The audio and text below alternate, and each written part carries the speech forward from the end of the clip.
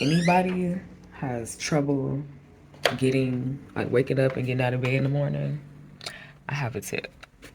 But this is for people who are tired, not like depressed or anything like that. I'm sorry, that's not funny, but you know.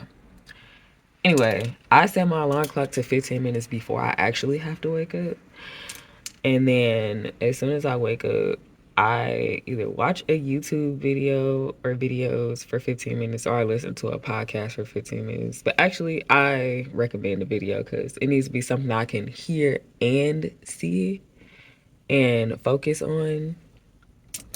And just doing that, literally just doing that for 15 minutes, I can jump out of bed after that.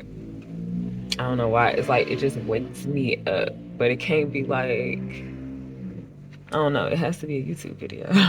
I don't know why.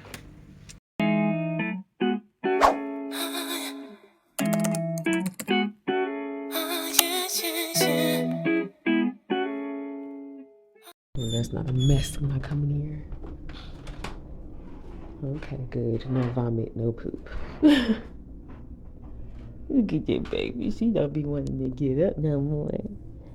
She don't be wanting to get up no more. Mama. Oh, mama. She laid out, boy. Pull ups. 1, 2, 3. I feel like we just fucking got these and they already about to be gone. I don't know who about to buy some more. Spending $25 a week on pull-ups. Good morning, sunshine. Oh, look at your baby. Hi, mama.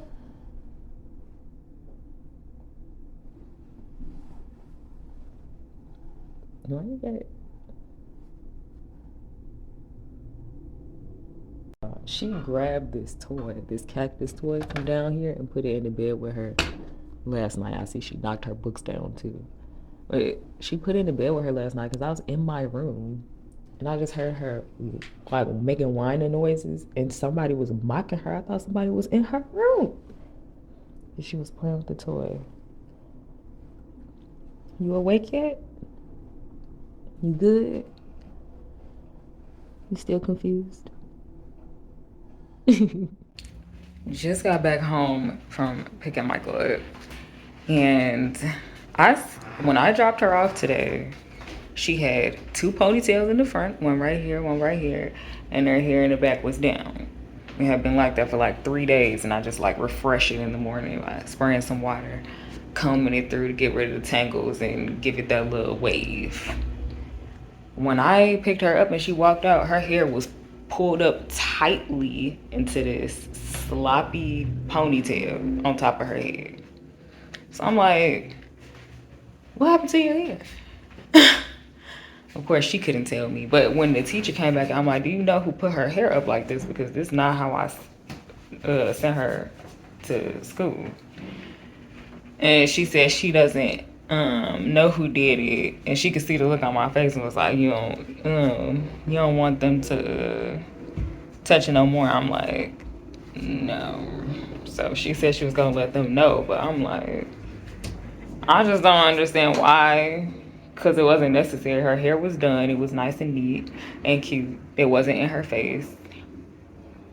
From the activities that they showed me that they was doing, it wasn't in the way. So I'm just very confused. But hopefully that doesn't happen again. Because I will assert my boundaries. I'm not like funny acting about that anymore. And I might not be as nice about it. Look so cute today, mama. Got your hair all done. So they bet not touch it today. Ooh, careful. All right, come on, we gotta get your jacket on. Mama. Yeah, I'm so hot and tired. Actually, instead of walking Michael to the bus stop and then being on the bus for 3 minutes and then walking home, I decided to just pull her stroller out and walk her all the way up here. And somehow it was even more tiring than when I have to walk her for those 2 blocks and then hold her for 10 minutes waiting for the bus and then walking back. Like, it was more tiring and it took longer. So, I don't know. But couldn't really take the bus because she needs a new pair of sneakers. And my money is always low these days. But the money that I actually have in my bank account at the moment would be like, I would be spending my last on sneakers. So I couldn't pay for the bus. And it's Friday, so I know I won't have to worry about it for another few days and I'll have more money by then. But today I just couldn't do it. So, I mean, it's fine. This little thing we're doing right now will work, you know, while it's hot outside. But once it hits like October, then I have to, I don't know, maybe I'll randomly make $40,000 by then and I'll be able to buy a car. Good morning, guys. I didn't really vlog too much yesterday or the day before, but y'all pretty much know what happened. Michael went to daycare, I worked, I went to go pick her up, we ate, she went to sleep, I went to sleep. You know, nothing too crazy. We were planning on going to the planetarium this morning with my dad. My scalp itches, I'm sorry. But then I remembered late last night that I didn't have bus money because I had to buy Michael some new sneakers. So I have to wait till tomorrow because I should be getting paid today. Other than that, I'm not really feeling my healthiest mentally right now. Everything is kind of hitting. Life is lifing as it does. And I don't know. I'm just feeling really anxious about a lot of things. Money, my apartment, and now Michael's daycare, because things happened that I sent a message to the daycare director because she's never there. I actually wanted to talk to her in person. I asked for her, but she just wasn't there. I don't like to talk about these kind of things through text because of all the miscommunication that it causes and, you know, people interpreting things their own way versus how you actually are saying it. But I just asked about, you know, first aid kits at the daycare because Michael had a big ass scrape on her knee that had been bleeding and clearly hadn't been cleaned or treated or anything.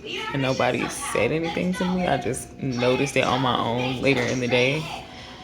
So I just, you know, asked if they have first aid kits and stuff because of that.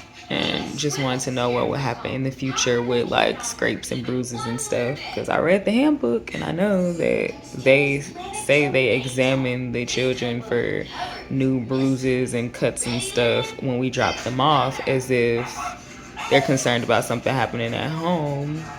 But I guess they don't do it when the kid is leaving their care. So I guess that's something I'm gonna have to do. But anyway, I brought up the fact that they're still calling her Micah even after they asked me if it was okay to call her Micah, and I said no, her name is Michael, and that's it. And I brought up the fact that somebody had done her hair without my permission, and that I don't want that happening anymore.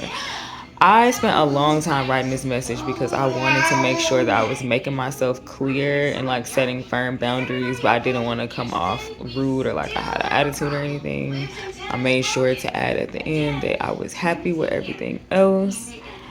And yeah, the director actually responded this time. First time she's ever responded to any of my messages on there. And she said, thank you for reaching out, and I'll let, you know, everybody know. And then she added, I would appreciate if in the future you didn't speak with such an unpleasant tone and we move with gladness or some other shit.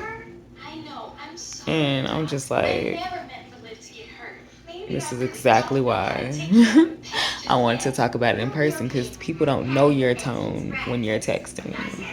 They just assume your tone based on, their belief or whatever. But I wasn't unpleasant or trying to be unpleasant. I actually was gushing about, being able to find the daycare the other day to one of the teachers. And like stating all the positives that I felt about it. But that doesn't mean I'm not gonna not say anything about the negatives either. Like, I don't think it has to be unpleasant just because I'm stating what I had an issue with, just asking like if that cannot happen again.